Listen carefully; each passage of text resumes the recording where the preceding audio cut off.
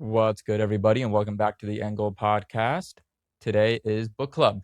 Guys, we're doing a little bit of book club. Just know I don't really read nonfiction self-improvement all that much. The Five Types of Wealth by Sahil Bloom. Sahil Bloom is currently my number one, like, role model, virtual mentor of sorts, things like that. And not for any reason except for I just like the dude. I just like the cut of his jib. I would want to go on a walk with Sahil Bloom. Not a run, because this man runs for miles. I can't run for 1 mile, but I'd go on a walk with him and talk. I'd go into zone 1 cardio, not zone 2 cardio because I die, but zone 1 cardio, I'm down. And he wrote a book called The Five Types of Wealth. Now, if you don't know who Sahil Bloom is, he is an entrepreneur and a writer. I think those are the two things that I would call him.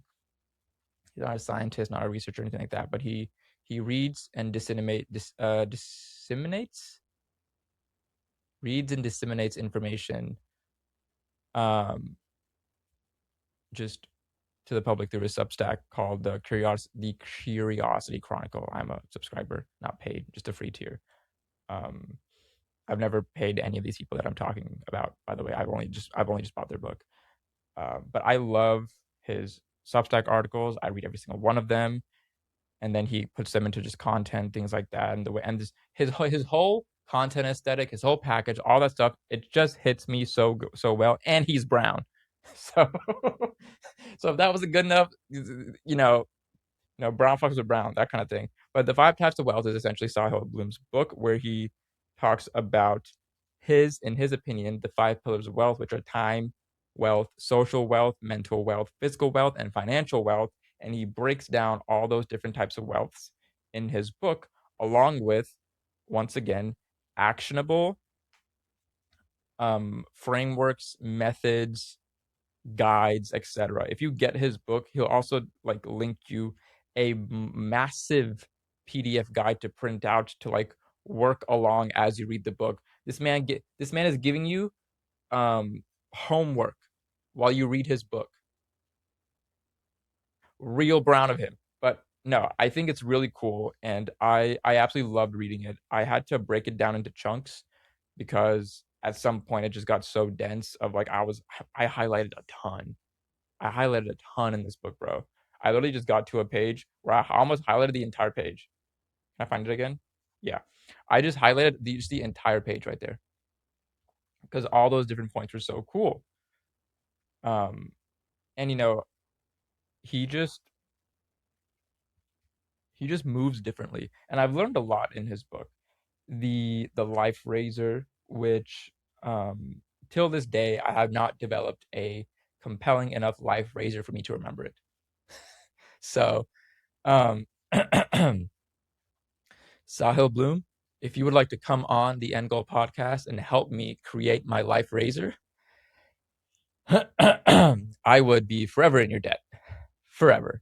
But the life razor, he starts off by saying, the term razor denotes any principle that allows you to quickly remove unlikely explanations or avoid unnecessary steps. And so the life razor, let me pull this out, is essentially a phrase, what's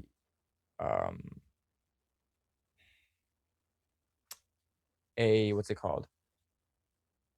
Like a phrase or an adage or something you tell yourself that's so simple that you always stick to no matter what, and it just dictates the rest of your behaviors, actions, etc.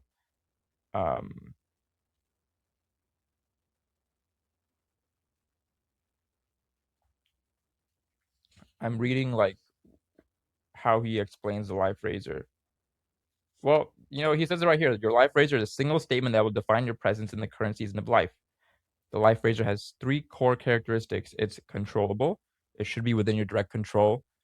It's ripple creating, so it should have positive second order effects in other areas. And it's identity defining. It should be indicative of the type of person you are, the way your ideal self shows up in the world. So That was awesome. I learned about the parable of the Mexican fisherman through this book, and if you know me, you know I don't stop talking about that parable because it's a banger story. Um, let me find one of these other flags. He has just so much stuff in here. Like he has social wealth hacks that I wish I knew at 22, and there's 31 social wealth hacks he wished he knew at 22. He's in like his 30s now.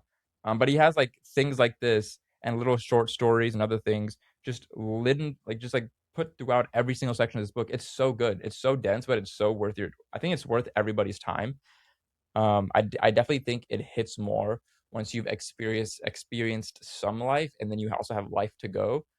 So in your late 20s slash early 30s, I think is the perfect time to read this book, especially if you're struggling with purpose, struggling with direction in life, or not knowing who you are, what you want to do, um, not don't know what's important to you, etc. I think this book really helps break down how each of these like five types actually like how they affect and exist in your life and help you understand in my life which ones of these am I giving priority to, which ones am I not giving priority to, and how can I change that if I so want to. Because to be honest with you, you're not going to get a perfect score on all of these, right?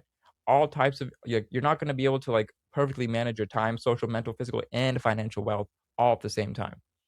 Something's going to have to give every single time, but being aware of and that, understanding the trade-off, and then going forth afterwards, knowing that like, okay, 6 months down the line, 2 years down the line, I'll be able to change this balance the other way because I'm doing this current like method framework now. It's really helpful. It's helped me accept so many things in my current life that I just had not been able to accept or did not want to accept. And after reading the book, after like you might be like, okay, he's just talking. He's not really like um like what do you mean, Sahil um gives you like homework, right? No, no, no, no, no. He gives you a wealth score quiz in the book. So I took my transparent sticky notes because as a man who annotates, you got to have your transparent sticky notes and wait till the end of the video and I will share with you my perfect annotation toolkit. But I went through at the time when I read this, which was 2024 and the beginning of no, yeah, end of 2024, beginning of 2025 when the book came out. And I took my wealth score quiz at the time.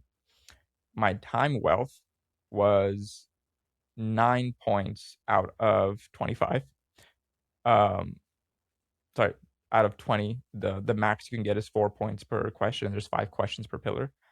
So 9 out of 20 for time wealth, 13 out of 20 for social wealth, 15 out of 20 for mental wealth because I stay in my brain. 12 points out of physical wealth, and then 18 points out of financial wealth. And this was my wealth score in a pie chart right there. And I left all this in here because when I go back and read it, I kind of want to do it again and see um, if that's changed now, how that's changed now. And so let me know if you guys want me to share that with you too. I will. Um, you know, we talked about Life Razor, right? I literally put a sticky note in here. I'll share it with you guys because I do believe in being transparent with everybody and being honest with who I am and my feelings. I said I'm afraid of making a life razor, knowing that historically I am not a man of my word. Um, yeah, it's interesting that just me from 2 years ago, like who I think about, who I am, like sorry, how I think about myself, just from 1.5 to 2 years ago, can affect me so much. Um, I don't disagree with it though. So that was the 5 types of wealth by Sahil Bloom. Once again, Sahil, if you see this, please come on the End Goal podcast. We would love to have you. And by we, I mean I. And please, please, please talk to me. That's okay. That sounded very desperate. I'm very sorry about that. I did not mean for it to come off as desperate. We're good. If I never talk to Sahil Bloom in my life, I will live. But on my bucket list to have is just to have Sahil Bloom on this podcast once at least. Okay, that is my bucket list. Please feel free to leave a recommendation below in this video, over on Spotify, over on podcasts. Come over to Instagram or TikTok. Leave a recommendation there. DM me recommendations. Email me recommendations. Whatever you want. If you want to keep up with what I do, I have a Substack at the end goal. It's just the end goal.substack, and I put out a weekly letter there, and it's not necessarily like it's a little bit all over the place because it's just me. It's like things that I'm thinking about that week or that I want to like talk about that week or ideas that I've been stewing on that I want to work on to get like and just put it out into the world. And so that's kind of what the Substack's there for me right now. Um, you can follow me on Instagram and Go Podcast, TikTok and Go Podcast, Instagram and Joe Archives if you're into fantasy books, book reviews, and things like that. Book recommendations, same thing on TikTok. So you can follow me at all those places. And yeah, go to fableware.shop. Okay, bye.